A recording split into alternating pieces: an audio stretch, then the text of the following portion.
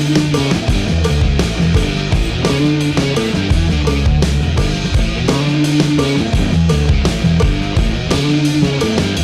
guys, welcome back to the Maguire Motorsports YouTube channel.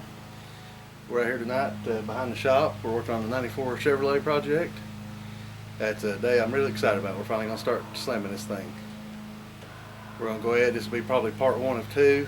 We're going to be working on the front tonight, installing the 4-inch lowering kit for the front. We got a 6-inch for the rear that you'll see probably in a later video. The 4-inch kit for the front consists of McGaughy, I think is how you pronounce it, 2-inch lowering springs, along with the same brand of 2-inch drop spindle to net a 4-inch drop in the front. So we'll be installing those. When we do get to the rear, we got a 6-inch flip kit and a C-notch. So real excited about this. Not had a lowered truck in quite a while, so it'll be good to get back on here. We got the truck started jacking up in the front. We'll get some jack stands set. Try to get a little time lapse of some of the work being done, and we'll bring you in from time to time and show you some of the details. Thanks for watching. Remember to like, comment, and subscribe.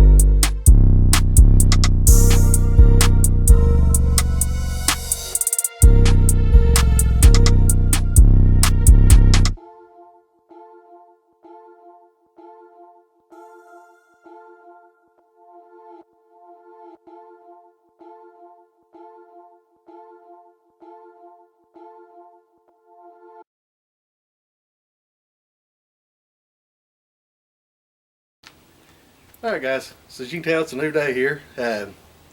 We did get finished with the front end of the lower project here on this 94 Chevrolet. The GoPro went to the memory card, filled up. I've not got a chance to look at those yet, so hopefully we got some good shots there so you can kind of see what's going on. I'll go ahead and apologize. I probably should have took this camera and got a few more detailed shots and explained a little more. But what we ended up doing was we put on the, I think you call it McGaughy's, something like that. McGee's, I've heard a lot of people call it, drop spindles for a 2-inch drop, as well as a 2-inch coil spring. So it's been dropped a total of 4 inches in the front. I'm going to see how much video we have all together. We may end this off as a part 1. If I don't have enough, we may go ahead and put the rear end section with this video as well. But the front end's all finished up. I've not got to do anything on the truck today. It's a Sunday afternoon. We had some family in. We went and visited with them a little bit. And we've had a couple of thunderstorms roll through here, so I've not had a chance to get anything finished. But we got all the front end down. I don't know if you can tell, I know the truck's not in the frame real well, but she's definitely a lot lower, and I like it so far. I'll take you in a little closer and you can kind of see what she's looking like right now. Keep in mind the rear end still needs lowered, and it's going to be lowered, 6 inches, so you're looking at a 1/2 foot drop in the back. But you can get an idea of the front, how it's going to look. I'm really pleased with the results so far. So let me take you off the tripod and let's do a little walk around so you can see what we got. Alright guys, so here's the truck. Get down a little lower here. Hopefully you can see the front air dam there is definitely quite a bit lower. It's probably total 6-7 inches off the ground right now. The truck's not been moved at all since we put it on. Last night we worked till about midnight getting it all completed. But what I'm really liking about it is, even on these stock 15s, the wheel gap is pretty much obsolete, which is what we wanted. We've been talking about a 20-inch torque thrust wheel on it, and if we put that on there, then honestly it'll be it's about the same height. Actually 20 might be a touch shorter, but you can see, I mean, there's not much wheel gap there now, and that's the way I like it, so I'm digging that. While we run these wheels, I'm going to go ahead and repaint them, but we got that going on right now. But walk around to the other side, you can see it. Go back over here, same deal, not a whole lot of wheel gap or anything, so we're liking that. As we walk back, of course the back's still sky high, which that's alright for now. But she's definitely looking up. Hopefully you get a little better look here now at the trim that we've added to it as well. We'll go out here to the yard a little bit, so I apologize for the shaky camera. But again, here's the back with its ton of wheel gap. So that'll be gone, hopefully the next time you see the truck. But when you go up front, I'd say it's definitely right at a 4-inch drop. Has a nice mean look to it now. Again, it gets the bumper and air dam close to the ground, which looks great. But everything's looking just the way we want it so far. I actually have the boxes over there ready for the rear to go on. It's the flip kit, a 6-inch flip kit, and that larger box right, see if I can get it in there.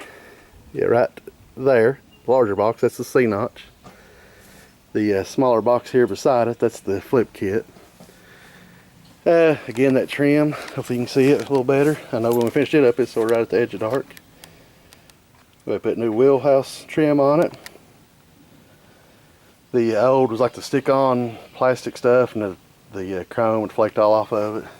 We put every piece down the sides of the body. I thought about just totally deleting that, but I was afraid it might look weird. But we had all that trim on now on both sides. But the little truck's really starting to take shape the way we want it. So again, we got the new trim. These were bought from LMC, just a pre-cut trim, come with the tape already on it. As far as installation, it's just peel and stick. Taking the old off is sort of a pain though, especially where they've re-glued some of it that had tried to come off before. But that's where we're at on this old truck. Ooh, that's a little too close, isn't it? Nobody wants to see that. There we go. So there we are. Again, we'll see how much video we have. If we have enough to make a full video, then we'll end off here and we'll show you in the next video doing the back. Or you'll see as the video continues, we're doing the back. So we'll just see what's going on and see what we need to do. Thanks for watching. Remember to like, comment, and subscribe.